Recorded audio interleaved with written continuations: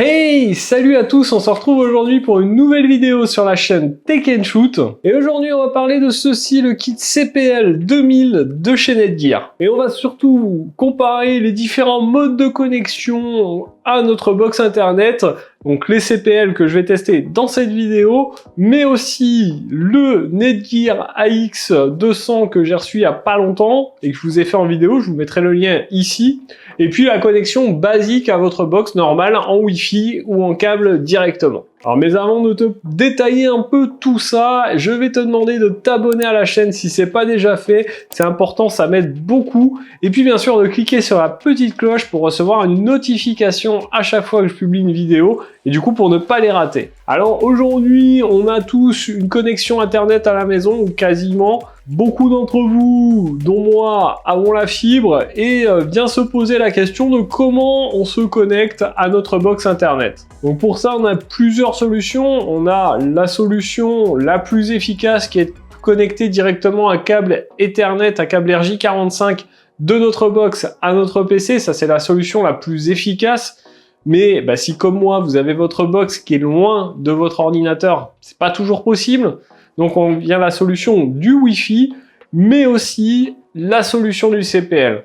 Donc on va voir ensemble, je vais vous faire un unboxing tout de suite du kit CPL pour que vous voyez à quoi ça ressemble et avec quoi c'est livré. Et puis on se retrouve après cet unboxing pour faire des tests de connexion et que je vous montre quelle solution pour moi est la meilleure.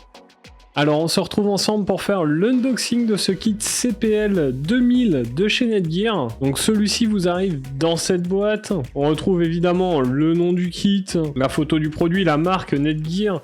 On est sur le modèle PLP 2000. Il nous annonce les avantages de passer par ces kits CPL. Il nous annonce des performances premium, 2000 mégabits.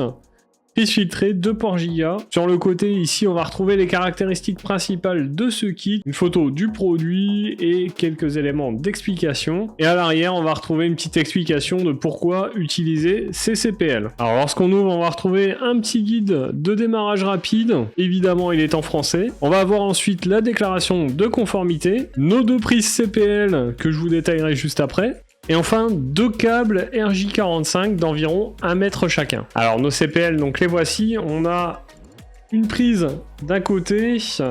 De l'autre, on peut évidemment brancher, si on veut, quelque chose par-dessus, puisqu'on a une prise femelle ici. On a le voyant d'alimentation, le voyant d'appairage et le voyant réseau. Ici, on va avoir de la ventilation sur les 2 côtés. Les 2 prises RJ45, un petit bouton d'appairage, et voilà pour le tour de la prise. Donc au niveau dimension, on est sur des prises qui font 133,5 mm de haut, 72 mm de large et 37,8 mm d'épaisseur. On est sur un poids de 226 grammes. Au niveau des performances, on va aller jusqu'à 2000 mégabits seconde avec ces prises. On verra ce que ça donne. Moi pour ma part, j'ai de la fibre 10 Go, donc on verra si on est au taquet ou pas, si ça fonctionne ou pas. On a une prise qui est filtrée anti-bruit. Et donc voilà un petit peu pour les caractéristiques techniques de ces prises CPL et un peu le tour de celle-ci. Donc on va se retrouver maintenant pour que je vous dise ce que j'en pense, qu'on les compare à ce que j'ai actuellement, voir si ça apporte quelque chose ou pas, et puis que je vous donne mon avis dessus. Alors vous l'avez vu dans cet unboxing, packaging assez simple. Après tout, on reste que sur des CPL.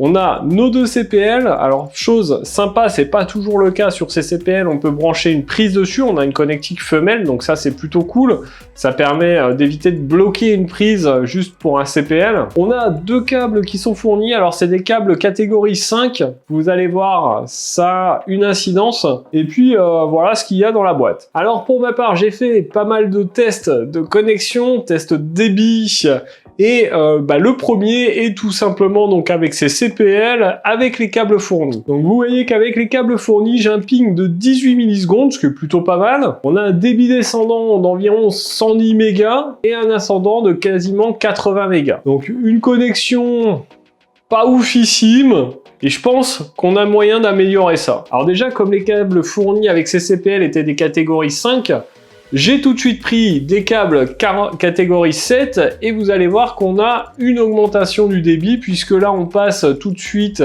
alors toujours à 18 millisecondes de ping, mais par contre on passe à quasiment 145 mégas, donc on gagne déjà 35 mégas, et par contre un ascendant de 33 mégas. Alors ce qu'il faut comprendre là-dessus, c'est que les CPL, c'est bien, mais ça va dépendre beaucoup de votre réseau électrique. Et pour ma part, j'ai un réseau électrique pas super, ce qui fait que le débit est vraiment perturbé par ce réseau.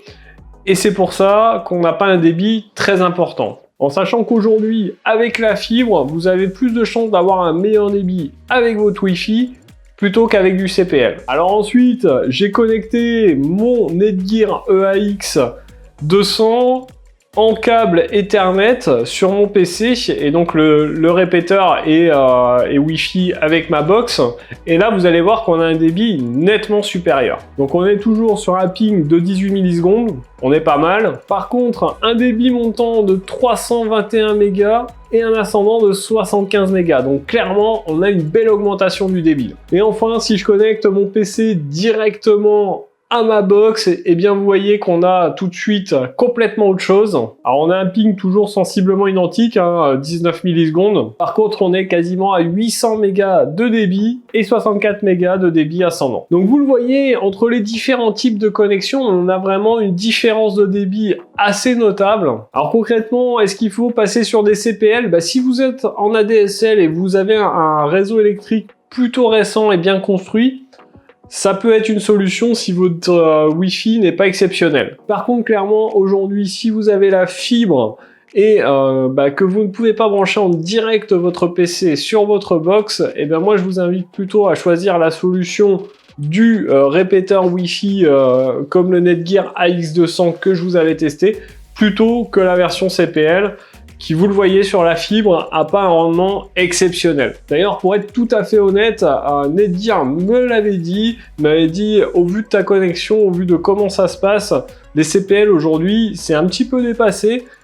surtout avec la fibre, et tu devrais avoir un débit inférieur au Netgear AX200. Donc ils avaient raison.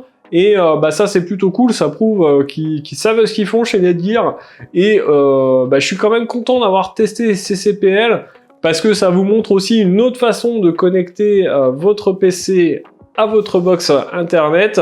Je voulais parler des trois. On a pu voir ensemble les différences, et j'espère que cette vidéo vous aura été utile et vous aura appris des choses. Si c'est le cas, n'hésitez pas à me laisser un commentaire en dessous de cette vidéo, mettez votre plus gros pouce bleu pour me soutenir, et puis en attendant, nous on se retrouve dans une prochaine vidéo, ou les soirs sur Twitch à partir de 20h, 21h. En attendant, prenez soin de vous, à plus, et bon shoot!